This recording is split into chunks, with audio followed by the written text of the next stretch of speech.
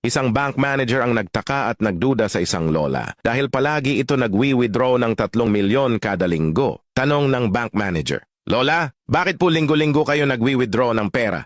Ano ho bang trabaho nyo?" Sumagot yung lola, "Wala ho, napalanunan ko lang ito sa pustahan." Di naniniwala ang bank manager. "Ano ho bang pustahan yan? Parang di naman po kapani-paniwala." Sumagot ulit yung lola, "Sige, magpustahan tayo. 50K. Ang pusta ko ay square yang hugis ng itlog mo. Babalik ako bukas at magdadala ako ng kasama," sabi ng bank manager. "Sige, deal. Alam ko naman hindi square itlog ko eh." "Malalaman natin bukas," sagot ng matanda. Kinabukasan bumalik ang lola at may dalang kasama. Hinubad na ng bank manager ang kanyang pantalon.